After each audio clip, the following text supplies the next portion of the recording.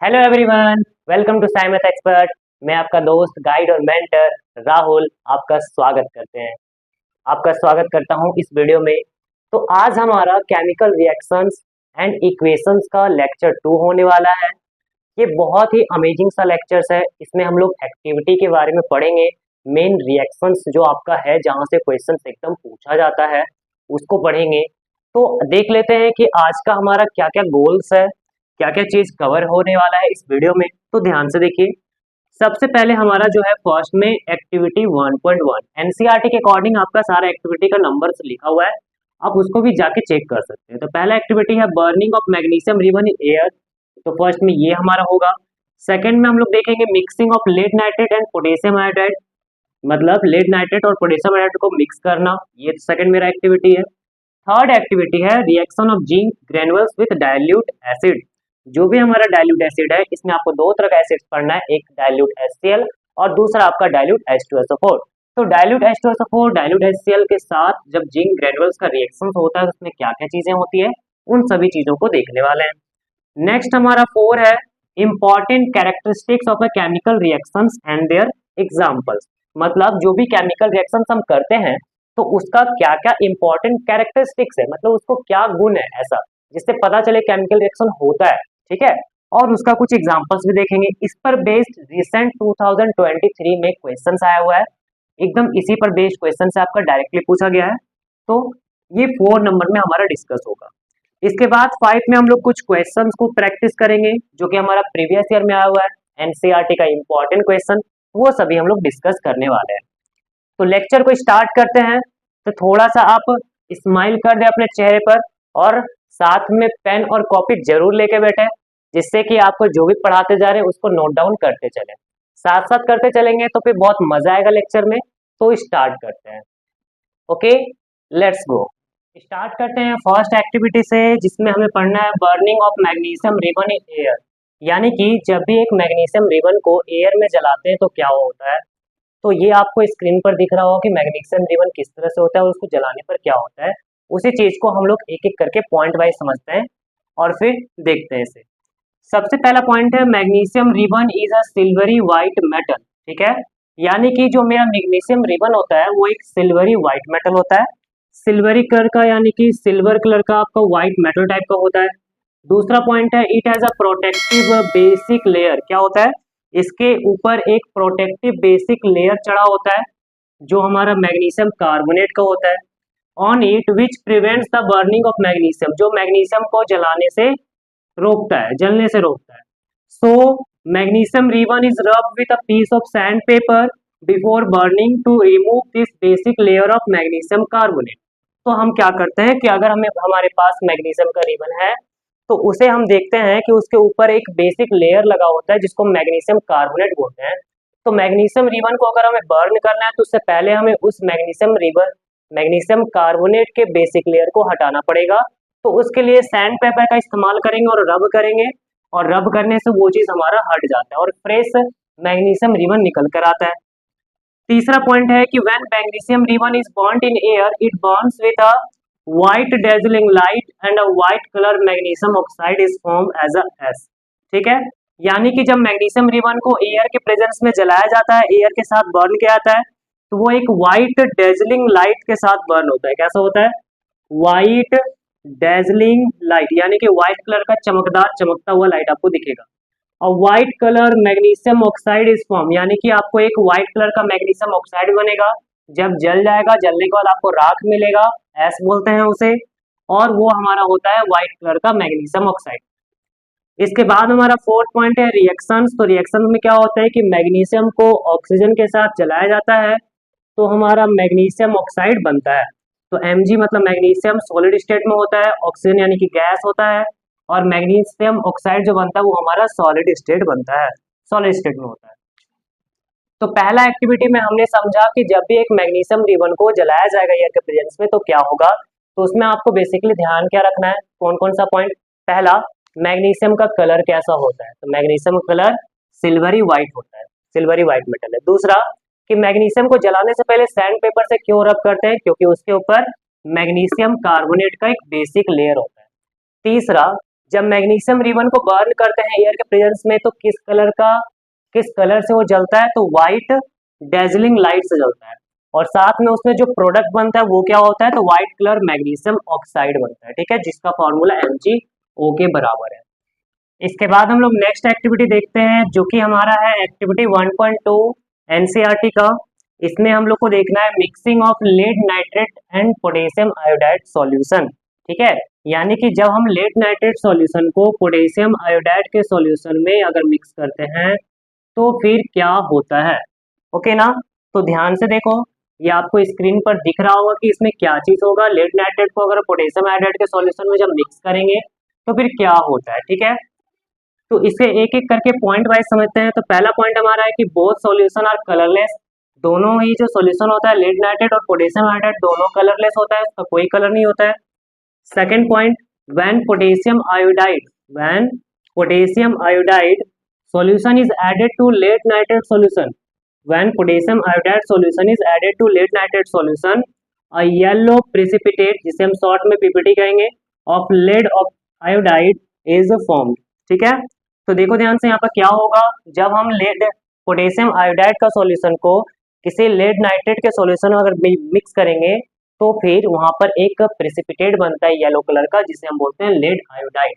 वो आप रिएक्शंस में भी अच्छे से देख पा रहे होंगे, ठीक है। तो यहाँ पर रिएक्शंस क्या है, इस इक्वेशंस को कैसे लिखेंगे, केमिकल इक्वेशंस को। तो उसमें पहला हमारा है पोटेशियम आयोडाइड, क्या है, when potassium iodide is mixed with lead nitrate aqueous lead nitrate solution, it forms lead iodide, a yellow ppt and potassium nitrate, और साथ में आपको पोटेशियम नाइट्रेट मिलेगा जो कि एक्वस फॉर्म में होगा। ये जो लेड आयोडाइड है इसको डाउन एरो से दिखाया यानी कि पीपीटी बन रहा है, डाउन एरो की जगह पर हम सॉलिड भी एस लिखकर भी लिख सकते थे, ठीक है। तो ये हमारा एक्टिविटी 1.2 हो गया। अब इसमें आपको याद क्या रखना है, तो पहला चीज कि दोनों ही सॉल्यूशन कलरलेस होता है, ओके। दूसरा चीज याद क्या रखना है कि जब हम लेड नाइट्रेट को पोटेशियम आयोडाइड के साथ अगर मिक्स करते हैं तो यहाँ पर एक येलो पीपीटी फॉर्म होता है जिसे हम बोलते हैं लेड आयोडाइड, ठीक है। तो वो याद रखना है आपको, एंड देन फिर रिएक्शंस आपका और इसको बैलेंस करेंगे, ठीक है। इसके बाद नेक्स्ट देखेंगे activity 1.3 reaction of zinc granules with dilute acid, ठीक है। जिंक ग्रेनुअल्स का रिएक्शन डाइल्यूट एसिड के साथ, डाइल्यूट एसिड मिलेंगे डाइल्यूट H2SO4 और डाइल्यूट HCl। H2SO4 मतलब हो गया सल्फ्यूरिक एसिड और आपका HCl मतलब हो गया आपका हाइड्रोक्लोरिक एसिड। दो तरह का एसिड लेना है, उस एसिड के साथ आपका जिंक ग्रेनुअल्स का रिएक्शंस करेंगे। जिंक ग्रेनुअल्स मतलब हो गया जिंक एक मेटल है और उसका दानेदार यानी कि बालू की तरह जो आपका दानेदार जैसा कण रहेगा तो उसे हम बोलते हैं जिंक ग्रेनुअल्स। तो जिंक ग्रेनुअल्स का रिएक्शन डाइल्यूट एसिड के साथ हम लोग करेंगे, तो फिर उस रिएक्शंस में क्या क्या चीजें देखने को मिलती है उसके बारे में यहाँ पर डिस्कस करेंगे। इसका आपको पिक स्क्रीन पर आपको दिख रहा होगा। अभी आप इस पॉइंट को समझते हैं कि क्या लिखा हुआ है, ठीक है। तो पहला पॉइंट हमारा है zinc granules are grey in colour, ठीक है ना, एंड डाइल्यूट HCl और dilute H2SO4 are colourless.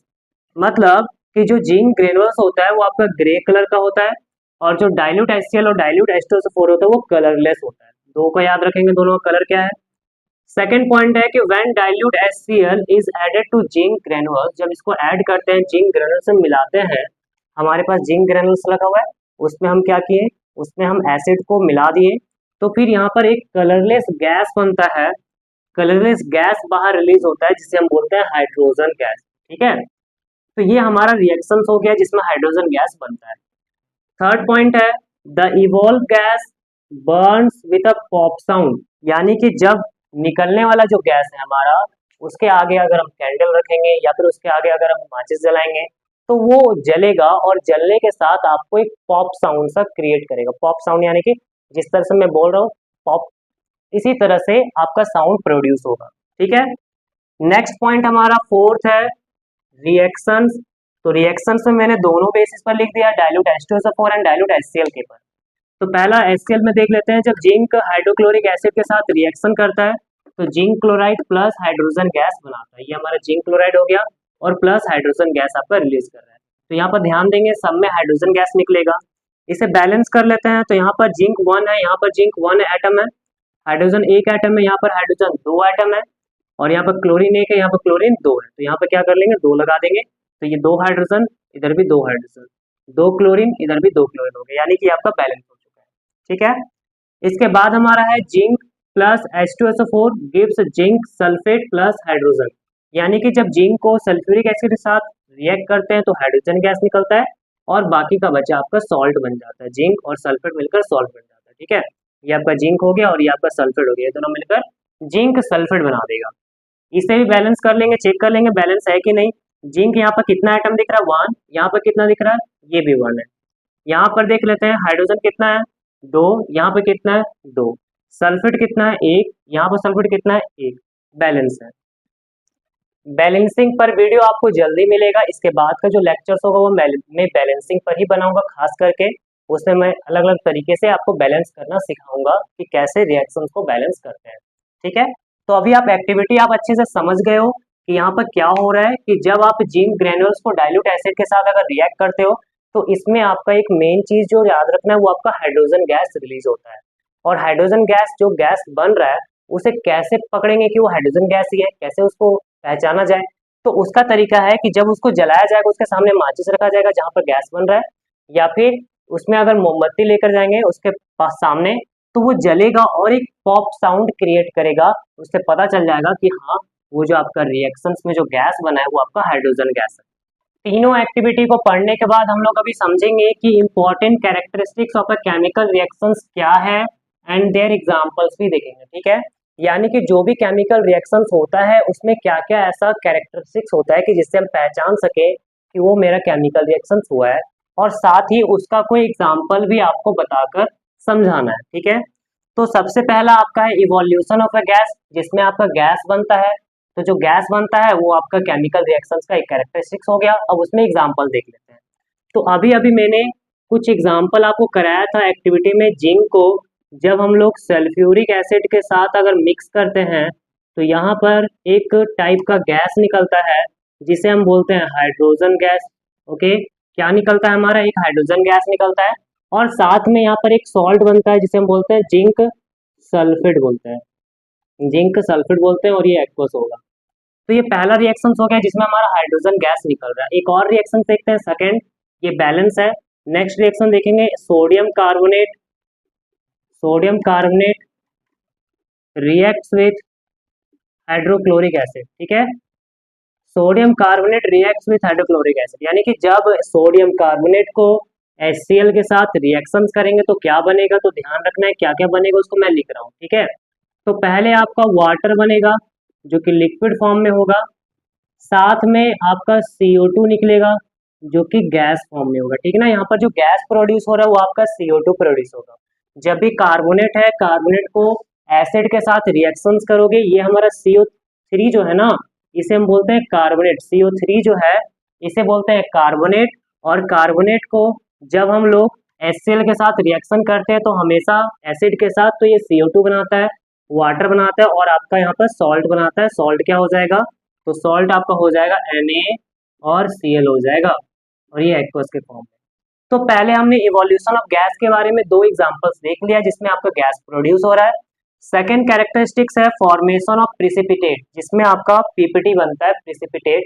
Precipitate का मतलब होता है इनसॉल्युबल सब्सटेंस। ठीक है, जो आपका सॉल्यूशन में नहीं घुलता है उसे हम बोलते हैं प्रिसिपिटेट्स। तो देखते हैं इसमें कुछ एग्जांपल्स। तो इसके पहले मैंने आपको एक करवाया था जिसमें आपका प्रिसिपिटेट बन रहा था, तो ध्यान से उसी को मैं लिख रहा हूँ। तो आपका पोटेशियम आयोडाइड था, when potassium iodide is mixed with lead nitrate solution, when potassium iodide is mixed with lead nitrate solution it gives, क्या देता है हमें, तो ये देता है पोटेशियम lead iodide, ये हमें देता है lead iodide, potassium iodide reacts with lead nitrate solution it gives lead iodide and potassium nitrate। तो यहाँ पर क्या है कि potassium iodide when react with lead nitrate solution it gives potassium iodide, ये आपका सॉलिड के फॉर्म में होता है यानी कि आपका पीपीटी बनता है, और प्लस पोटेशियम नाइट्रेट जो कि एक्वस फॉर्म में होता है। ठीक है, ये आपका पीपीटी होता है। कैसा कलर का, तो ये हमने देखा था येलो कलर का पीपीटी होता है, येलो पीपीटी। ओके, बढ़िया से। अब आगे देखिए, तो ये रिएक्शंस हो गया जिसमें कि आपका प्रिसिपिटेट बन रहा है, इसे बैलेंस कर लेंगे तो पोटेशियम आयोडाइड, वहां पर पोटेशियम नाइट्रेट, के हमारा 1 है, के हमारा 1 है, एक पोटेशियम है, आयोडीन 1 है, यहाँ पर आयोडीन 2 है, तो यहाँ पर क्या करेंगे, आगे 2 लगा देंगे तो 2 आयोडीन हो जाएगा। अब पोटेशियम तो 2 हो चुका है तो यहाँ पर भी 2 लगा देंगे तो पोटेशियम 2 हो जाएगा। लेड 1 है, लेड 1 है, नाइट्रेट जो NO3 है ना, NO3 माइनस, इसे हम बोलते हैं नाइट्रेट। ठीक है, ये नाइट्रेट आयन हो गया है, माइनस चार्ज है ऊपर में तो इसे आयन बोलेंगे, ठीक ना। तो नाइट्रेट यहाँ पर 2 है, यहाँ पर नाइट्रेट 1 है, बैलेंस है। इसके ऊपर वाला जो आपका ये था इसे हम बोलते हैं कार्बोनेट, मैं यहाँ लिख दे रहा हूँ CO3 2 माइनस, इसे बोलते हैं कार्बोनेट आयन। ठीक है, तो ये 2 आयन्स है जो आपका यहाँ पर रिएक्शंस होता है। तो हमने क्या देखा कि potassium iodide plus lead nitrate, इसको रिएक्शन करते हैं तो लेड आयोडाइड बनता है और साथ में आपका पोटेशियम नाइट्रेट बनता है। ये जो लेड आयोडाइड ये आपका पीपीटी बन जाता है पूरी तरह से, नीचे इनसॉल्युबल सब्सटेंस आपका बनता है। तो 2 कैरेक्टरिस्टिक्स हमने समझ लिया। अब इसके बाद नेक्स्ट कैरेक्टरिस्टिक्स हम लोग देखते हैं। थर्ड कैरेक्टरिस्टिक्स है हमारा चेंज इन कलर, मतलब कलर चेंज होगा तो वो केमिकल रिएक्शंस का कैरेक्टरिस्टिक्स में आएगा। तो रिएक्शंस देखते हैं कुछ एग्जांपल, जैसे कि हम यहाँ पर आयरन ले रहे हैं सॉलिड में, उसे हम क्या कर रहे हैं, कॉपर सल्फेट के सॉल्यूशन में मिक्स कर रहे हैं। ठीक है, तो पहले बता दूं कि ये जो कॉपर सल्फेट का सॉल्यूशन होता है आपका, ये आपका ब्लू कलर का होता है। ओके, तो जब आयरन हमारा कॉपर सल्फेट के साथ रिएक्शंस करता है तो आयरन इस कॉपर को हटाता है, डिस्प्लेस करता है और खुद जाके वहां पर बैठ जाता है, यानी कॉपर को पूरी तरह से बाहर कर देगा और आयरन वो कॉपर का जगह ले लेगा और यहाँ पर बन जाएगा आयरन सल्फेट। क्या बन जाएगा, आयरन सल्फेट बन जाएगा। और ये जो आपका आयरन सल्फेट बना है इसका कलर आपका होता है ग्रीन।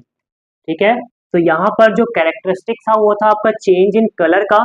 तो हम यहाँ पर क्लियरली देख पा रहे हैं कि ये ब्लू कलर से ग्रीन कलर हो गया, मतलब आपका जो पहले रिएक्टेंट्स था वो ब्लू कलर का था, रिएक्शंस होने के बाद वो आपका ग्रीन कलर का हो गया, इसका मतलब कलर में चेंज आया। ठीक है, तो रिएक्शंस का कैरेक्टरिस्टिक। नेक्स्ट हमारा है चेंज इन टेम्परेचर के बारे में। तो इसमें एग्जाम्पल देखते हैं कि क्या है। तो जब हम कैल्शियम ऑक्साइड को, कैल्शियम ऑक्साइड, ये CaO मतलब हो गया कैल्शियम ऑक्साइड, इसे रिएक्शंस करते हैं वाटर लिक्विड के साथ, तो यहाँ पर बनता है हमारा कैल्शियम हाइड्रोक्साइड, कैल्शियम हाइड्रोक्साइड बनता है एक्वस में, और प्लस यहाँ पर साथ में बहुत ज़्यादा मात्रा में हीट निकलता है। ठीक है, तो देखो ध्यान से, यहाँ पर जब कैल्शियम ऑक्साइड को वाटर के साथ रिएक्शन करेंगे तो कैल्शियम हाइड्रोक्साइड बनेगा और साथ में आपका हीट भी निकलेगा। ठीक है, तो इसके बारे में थोड़ा बता दूं कि कैल्शियम ऑक्साइड को हम लोग क्विक लाइम बोलते हैं, इसका जो कॉमन नेम है वो क्विक लाइम है, और जो कैल्शियम हाइड्रोक्साइड है ये इसे बोलते हैं स्लैक्ड लाइम, स्लैक्ड लाइम बोलते हैं। ठीक है, बेसिकली ये क्विक लाइम यानी कि चूना, चूना पाउडर के बारे में बात किया गया है। तो उसको जब वाटर में मिक्स करोगे तो ये तुम्हारा कैल्शियम हाइड्रोक्साइड बनता है, यानी कि चूना ही बनता है पानी में मिला हुआ, उसे स्लैक लाइम बोलते हैं। ठीक है, जो घर में पुट्टी उट्टी करने के लिए होता था पहले के ज़माने में, पहले कुछ साल पहले, अभी भी बहुत जगह करते हैं यूज़ उसको, उसे पहले पानी में फूलने दिया जाता है तो पानी में पूरा उबलने लग जाता है, गर्म होने लग जाता है। ठीक है, तो वहाँ पर बुलबुला होने लग जाता है, तो बहुत ज़्यादा मात्रा में हीट बनता है, तो वो तुम्हारा जो रिएक्शन है उसमें चेंज इन टेम्परेचर का है। अभी आप लोग देखते हो कि वैसा कुछ होता नहीं, क्योंकि पहले से पाउडर को वो अच्छे तरह से कुछ केमिकल प्रोसेस के जरिए उसको नया तरीके का बना दिया जाता है। ठीक है, जो रिएक्शन डायरेक्ट मिक्स करना हो तो और फिर लगा देना हो तो उसमें कोई वैसा हीट का देखने को नहीं मिलता है। लेकिन पहले आपका छोटा छोटा पत्थर टाइप का आता था, ठीक है, उसे जब पानी में डालते थे तो पानी में फिर वो उबलने लगता था, कुछ देर के बाद बहुत ज़्यादा बॉइलिंग जैसा होने लग जाता था, डब डब डब करने लग जाता था, एंड देन फिर बहुत ज़्यादा वो जिस भी कंटेनर में होता था वो गर्म हो जाता था। ओके, तो यानी कि टेम्परेचर में चेंज देखने को मिलेगा।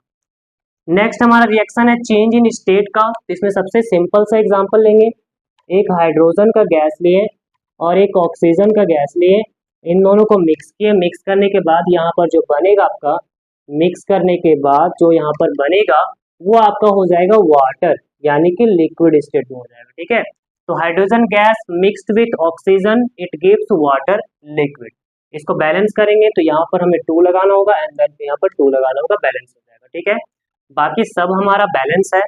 तो ये रिएक्शन हो गया लास्ट हमारा चेंज इन स्टेट का। तो हमने आज के लेक्चर्स का सभी जो भी एक्टिविटी था और जो कैरेक्टरिस्टिक्स था वो सारा गोल कंप्लीट कर लिया। इसके बाद हम लोग कुछ क्वेश्चंस अच्छे अच्छे क्वेश्चंस देखेंगे। तो आइए क्वेश्चन देखते हैं।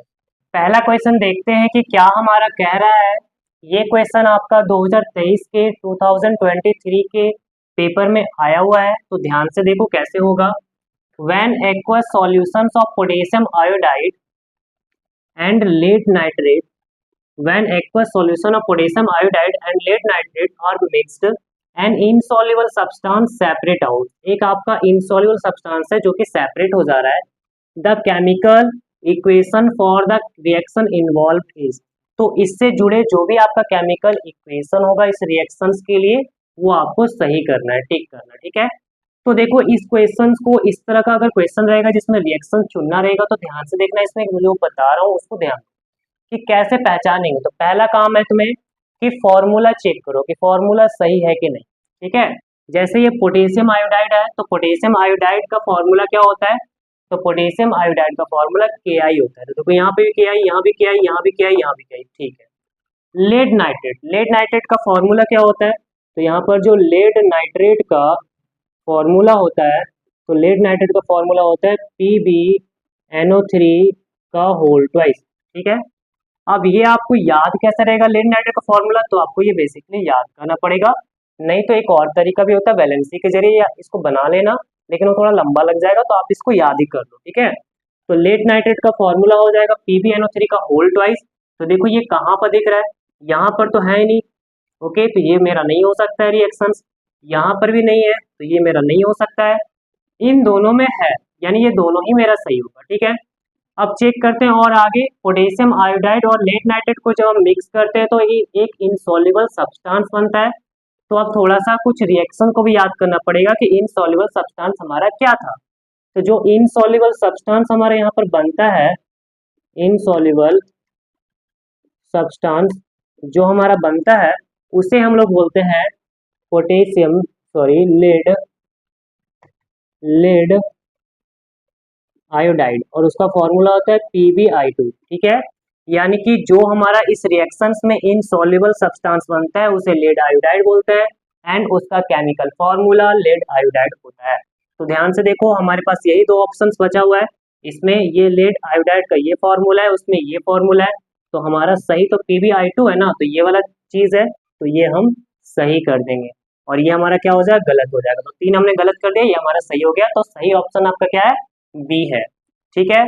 और अगर मान लीजिए कि आपका इन दोनों में I2 होता तो फिर आप चेक करते कि इन दोनों में बैलेंस कौन सा है, जो आपका बैलेंस होगा वही आपका सही होगा। तो यहाँ पर मैं हिंट लिख देता हूँ कि इसमें हिंट कैसे आपका काम करेगा। तो पहला है फर्स्ट में आपको क्या चेक करना है, चेक फॉर्मूला सही तो सही। दूसरा क्या चेक करेंगे, check product formula, check product formula, ठीक है। जो भी आपका प्रोडक्ट में बन रहा है उसका फॉर्मूला चेक करेंगे। तीसरा बैलेंस्ड केमिकल इक्वेशन, यानी कि आपका जो भी केमिकल इक्वेशन है वो आपका बैलेंस है या नहीं है। तो ये हिंट को आपको ध्यान में रखना है कि पहले आपको फॉर्मूला चेक करना है एंड देन फिर आपको प्रोडक्ट में जो बना है उसका फॉर्मूला चेक कर लेंगे। तीसरा हमारा बैलेंस केमिकल इक्वेशन, जो आपका नहीं आंसर में आ रहा है, जो आपका सही नहीं बैठ रहा है उसको काटते चलेंगे, फिर लास्ट में आपका जो सही होगा वो टिक कर देंगे, ठीक है।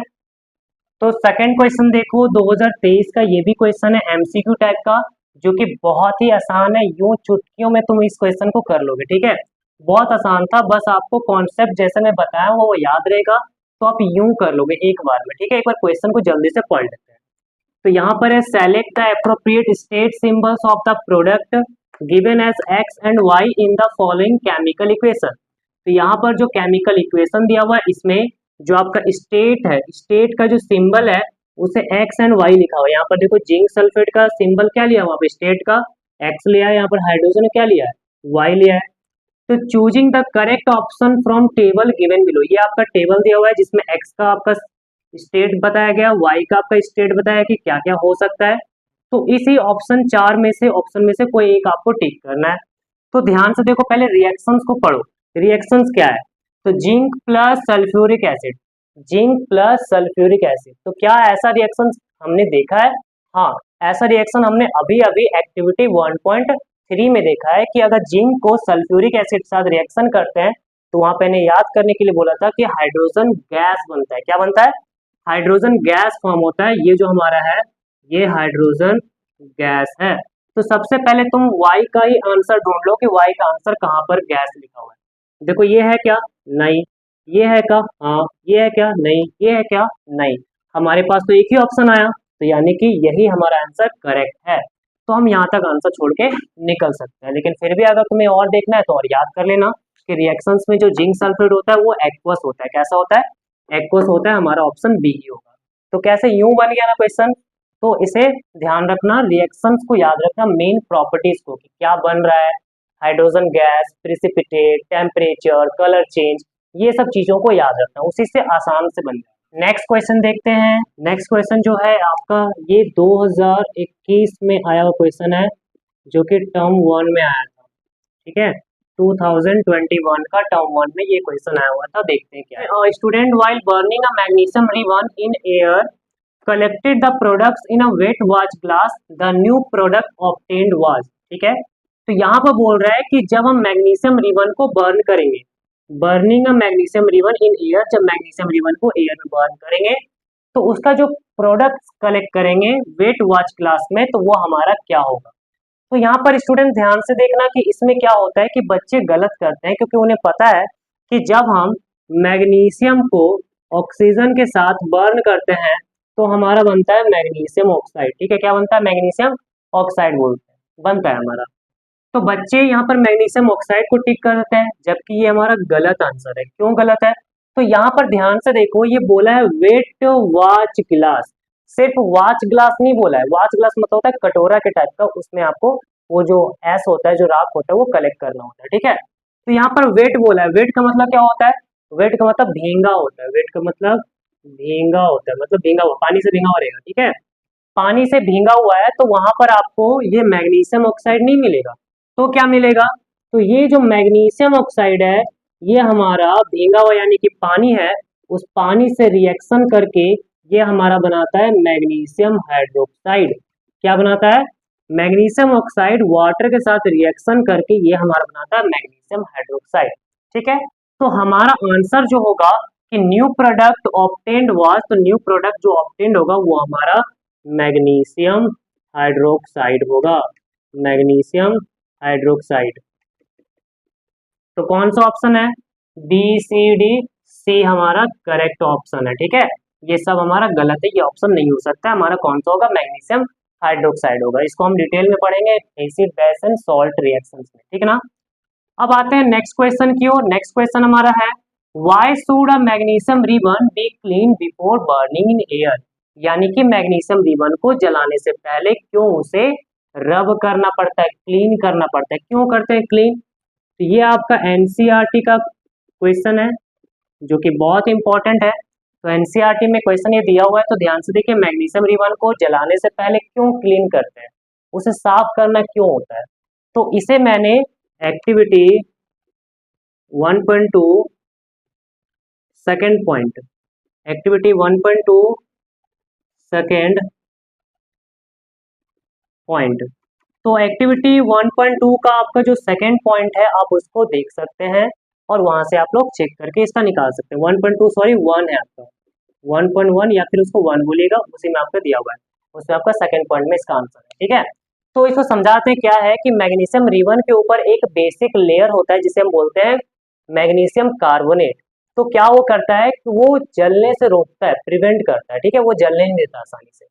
तो हमें क्या करना होता है, उसे सैंड पेपर से उसे घिसना पड़ता है, रगड़ना पड़ता है, जिससे कि उसका फ्रेश लेयर जो है वो निकल जाए और मैग्नीशियम कार्बोनेट का लेयर जो वो साफ हो जाए। ठीक है, तो जब वो साफ हो जाता है उसके बाद फिर जब उसको हम जलाते हैं तो फिर वो अच्छे से जलता है। ओके, तो इसलिए हम लोग को यहाँ पर रिएक्शंस, ये जो हमारा क्वेश्चन था उसका जो कंप्लीट आंसर है वो आपको वहां पर लिखा हुआ मिलेगा, वही आंसर आपको लिखना है। ठीक है, तो ये 4th क्वेश्चन हो गया। तो बच्चों इस लेक्चर्स में हम लोग यहीं तक करेंगे, 4 तक। इसके बाद का लेक्चर्स में आपको बैलेंसिंग के बारे में सिखाया जाएगा, अलग अलग तरीका से कैसे आपको बैलेंस करना है, क्या तरीका होता है, ठीक है। तो उस लेक्चर को आप ध्यान से देखना और उसे समझना, क्योंकि बैलेंसिंग इंपॉर्टेंट है। देन फिर हम लोग केमिकल रिएक्शंस स्टार्ट करेंगे, ठीक है। तो सभी इस लेक्चर्स को अच्छे से देखो। थैंक यू, बाय बाय, और पढ़ाई करते रहो और अपने हेल्थ का ध्यान रखो।